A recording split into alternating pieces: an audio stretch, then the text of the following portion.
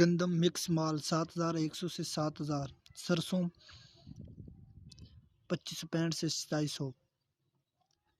बाजरा 6100 से 6500। गंदम मिल माल 2660 मंडी फैजाबाद। गंदम 6550 से 6600। गंदम लोड माल 6850 से 6875। गंदम चौक आजम 6700। गंदम बखर पहुँच 6660 से 6675। बाजरा लोड माल 7550 से बाजरा लोड माल 7650। क्वालिटी 200 से 11300। ND6 ग्वारा 50-50 quality 16500। ये रेट फीस 40 किलो के हैं।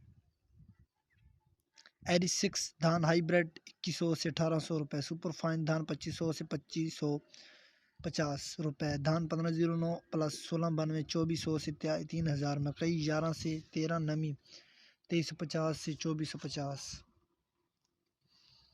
गंदम हरूनाबाद शरह बाज़ार मिक्स माल 2610 से 2615 रुपये। इस पर मज़ीद 65 से 60 रुपये फ़ी मन खर्चा भी है। गंदम, कपास, सरसों और मज़ीद फसलों के रेट हासिल करने के लिए हमारे चैनल को सब्सक्राइब करें। वीडियो अच्छी लगी तो लाइक करें। Thanks for watching this video. Allah हाफिज़।